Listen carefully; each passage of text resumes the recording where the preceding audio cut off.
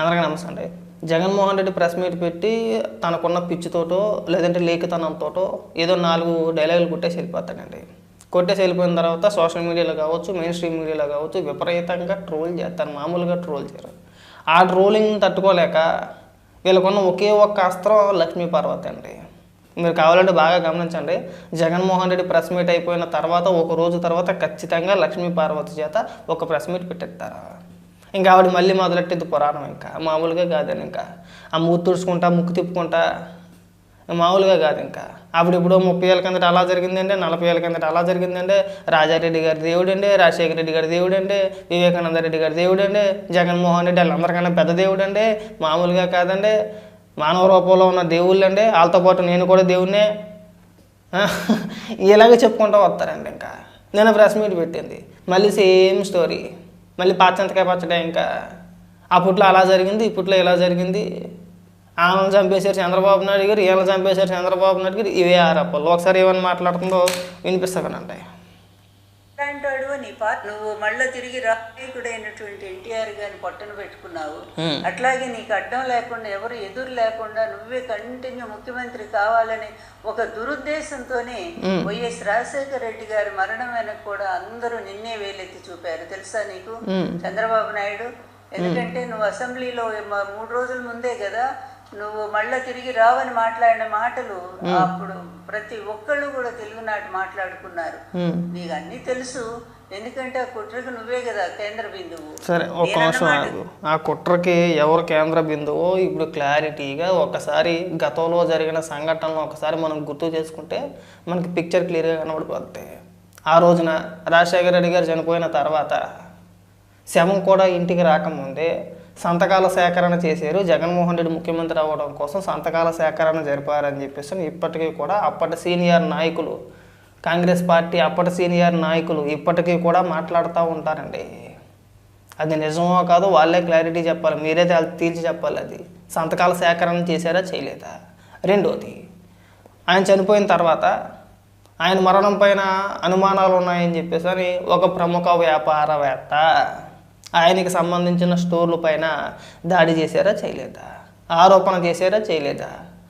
ఆ దాడి చేసినప్పుడు అనేక మంది కార్యకర్తల పైన కేసులు నమోదైనయే లేదా? జైలుకి కూడా వెళ్ళారు. ఇప్పటికి కూడా కొంతమంది అయితే అదే కేసులు తిరుగుతున్నారు కూడా కోర్టులకి కదా. తర్వాత మీరు అధికారంలోకి వచ్చిన తర్వాత నిజంగా మీకు సిగ్గు సెలవు లాంటిది ఏదైనా ఉంటే, తండ్రి మరణం పైన అనుమానాలు ఉన్నాయి కదండి. తర్వాత వివేకానంద రెడ్డి హత్య గురించి కూడా మాట్లాడదాం.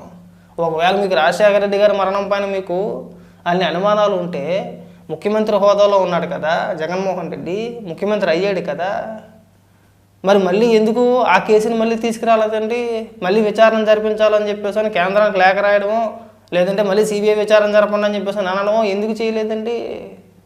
చేయకపోగా మీరు ఎవరిపైన అయితే ఆరోపణలు చేశారో ఆ ప్రముఖ వ్యాపారవేత్తకు సంబంధించిన వ్యక్తిని రాజ్యసభ ఎంపీని చేశారు.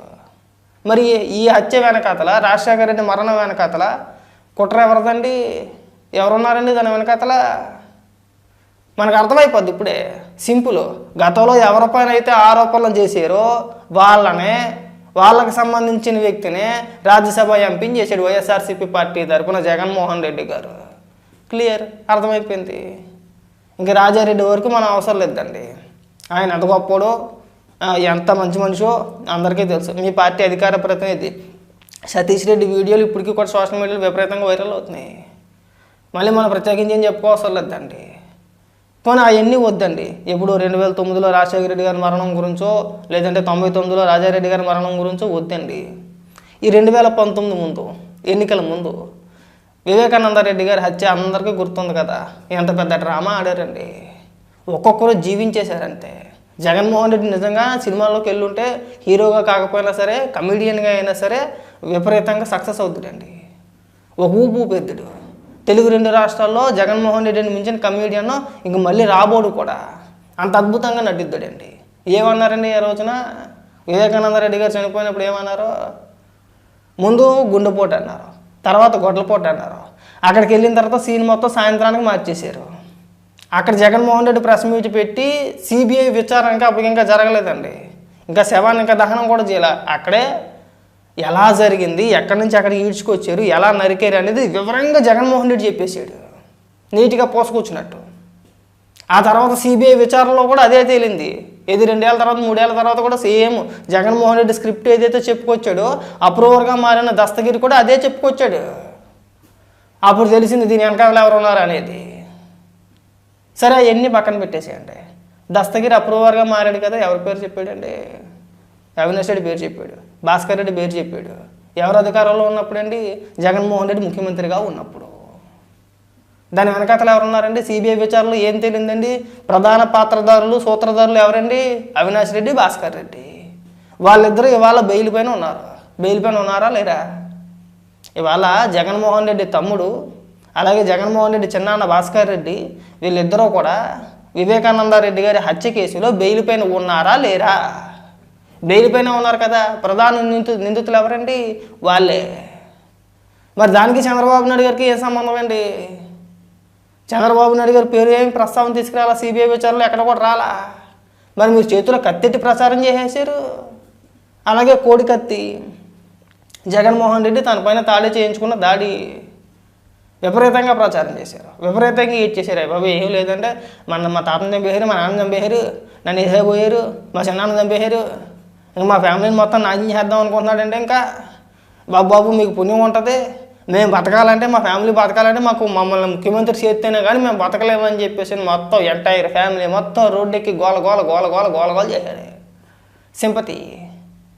ఆ సింపతితో జనం అంతా కూడా ఓట్లు వేసారు. ఓకే, ఓట్లు పడ్డాయి మనకి. అధికారం 5 ఏళ్ళు అనుభవించారు. ఈ 5 ఏళ్ళు కూడా మీరు గతంలో చేసిన ఆరోపణలు ఎందుకు నిరూపించలేకపోయారండి? పాత్రధారులు ఎవరో సూత్రధారులు ఎవరో ఏ హత్య వెనకాతలు ఎవరున్నారు అనేది అందరికీ తెలిసిందే. ఇవాళ మన కొత్తగా నువ్వు వచ్చే ఉపన్యాసాలు చెప్పవసరం లేదండి. మళ్ళీ మేమేం మీకేం కౌంటర్లుగా వీడియోలు ఏం చేయవసరం లేదు. టైం వేస్ట్ అవ్వరు ఇదంతా కూడా. మీరు ఒక్కదానికి సమాధానం చెప్పండి. పైగా ఏమన్నా మాట్లాడితే ఎంత దరిద్రమో చూడండి. ఇంతకు మించిన దిక్మాలతనం నీచత్వం ఇంకోటి ఉండదేమో. రాజశేఖర రెడ్డి గారి కూతురు షర్మిల గారికి డబ్బు ఇచ్చి చంద్రబాబు నాయుడు గారు కొనేశారు. అంటే ఇంతకు మించిన దిక్మాలతనం ఇంకోటి ఉంటుందా అండి? ఇంతకు మించిన దౌర్భాగ్యం ఒకటి ఉంటుందా? ఇది సరే, వాళ్ళ ఫ్యామిలీ విషయాలు ఏదో 100 ఉంటాయండి. ఆస్తి తగాదాలా, ఇంకోట లేదంటే జగన్మోహన్ రెడ్డి రాజకీయంగా షర్మిలను వాడుకొని వదిలేశాడు, ఇంకోటి అని ఉంటాయి. వాళ్ళకి డబ్బులు ఇచ్చి చంద్రబాబు నాయుడు గారు కొనేశారు. విజయమ్మ గారికి డబ్బు ఇచ్చి కొనేసారు. ఇవాళ తల్లిని చెల్లిని చంద్రబాబు నాయుడు గారు దూరం చేశారట. తల్లిని చెల్లిని ఎవడన్నా దూరం చేస్తాడా? ఒకవేళ దూరం చేయాలనుకునే ప్రయత్నం చేసినా సరే ఆ కుటుంబం బలంగా ఉంటే ఎవడన్నా విడదీయగలుగుతాడా? ఏమన్నా నీకేమైనా బుర్ర ఉందా, బుద్ధి లేవు? అసలు బుద్ధి ఉందా? ఏమన్నా అంటే ఏడుస్తాం మళ్ళీ, అగో నన్ను అలా ట్రోల్ చేస్తున్నారు, అలా తిడుతున్నారని చెప్పేసి అంటారు. కానీ ఇలాంటి అంశాలు మనం మాట్లాడుతున్నామంటే కాదు. కానీ ఒకవేళ మనం మాట్లాడేటప్పుడు ఒకసారి ఆలోచించుకోవాలి కదా. మనం ఏం మాట్లాడుతున్నాం, ఎందుకు మాట్లాడుతున్నాం, జనాలు మన మాటలు వింటే నవ్వుతారని ఇంగిత జ్ఞానం మీకు లేదా? ఆరోపణలు చేయడం కాదండి, నిరూపించగలగాలి. గతంలో మీరు చేసిన ఆరోపణ ప్రతి దాని వెనకాతల తిరిగి మళ్ళీ మీరే ఉన్నారని చెప్పేసి అని తెలుస్తుంది. అక్కడ ఆధారాలు అలాగే దొరుకుతున్నాయి. జనాలకు స్పష్టంగా ఒక క్లారిటీ ఉంది. పైగా మీలాంటి వాళ్ళు అందరూ వచ్చేసి అనుకుంటా మూతి తిప్పుకుంటా ముక్కు తుడుచుకుంటా మీరు ఏది మాట్లాడితే అది అయిపోద్దా అండి? ఈ అడ్డగోలు వాదన వద్దు. మీకు ఏదైనా కానీ క్లారిటీగా ఒకవేళ రాజకీయంగా మాట్లాడేయాలి అనుకుంటే రాజకీయంగా బోల్డ్ అంశాలు ఉన్నాయి, మాట్లాడవచ్చు. అని జగన్మోహన్ రెడ్డి ప్రజా సంక్షేమం గురించి అంటే ప్రజా సమస్యల గురించి మాట్లాడేశాడంటే జగన్మోహన్ రెడ్డే మాట్లాడాడు. ఇంకా చాలా మాటలు మాట్లాడారు. వంగవీటి రంగా గారి గురించి, లేదంటే ఇంకొక జర్నలిస్ట్ అనో, లేదంటే ఇంకొకరనో. వంగవీటి రంగా గారి హత్య వెనకాతలో ఉన్న కుటుంబం ఇవాళ ఎవరి పార్టీలో ఉన్నారండి? ఎవరి వెనకాల తిరుగుతున్నారండి? ఆ మాత్రం సోయలేదండి మీకు. సరే, డెప్త్గా వద్దు.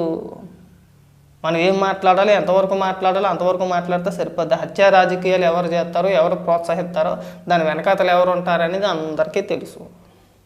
మనం ఏం ఇవాళ ప్రత్యేకించి చెప్పవసరం లేదు. గూగుల్లో అలా కొడితే ఇలా వచ్చింది.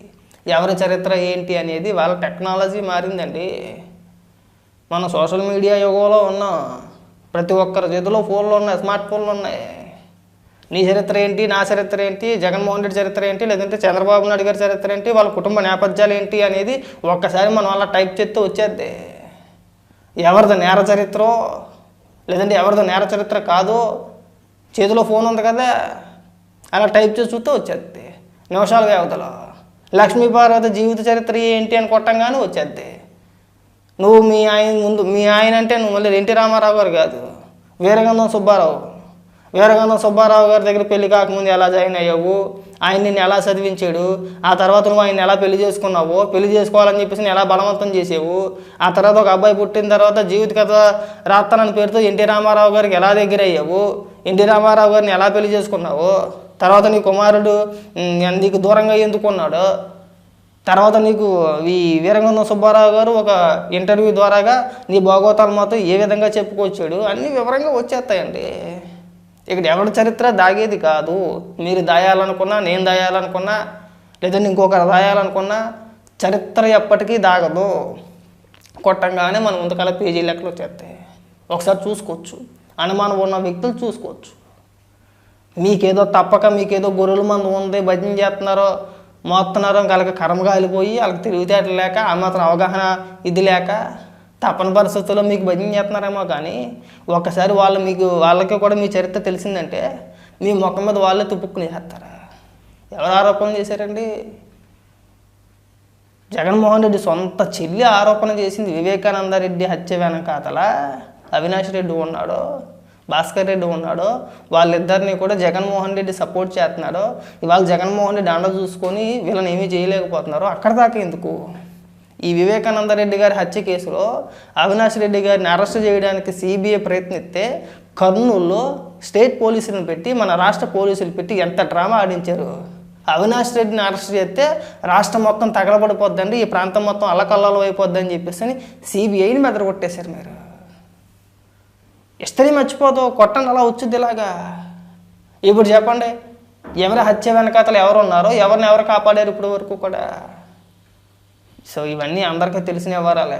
మళ్ళీ మీరు లక్ష్మీ పార్వతిని తీసుకొచ్చిన ప్రతిసారి మీరు ఏదో అనుకుంటున్నారేమో, చంద్రబాబు నాయుడు గారి కుటుంబ సభ్యుల గురించో, కుటుంబం గురించో, లేదంటే ఇంకొక దాని గురించో మాట్లాడించేస్తే అయిపోద్ది, డైవర్ట్ అయిపోతారని చెప్పేసి అని లక్ష్మీ పార్వతిని తీసుకొచ్చి మాట్లాడిపిస్తే మీకే నష్టం. సార్ సొంత కుటుంబ సభ్యులు విలువ ఎవరో మీరు అనవసరంగా పెద్దవాళ్ళని చేస్తున్నారు.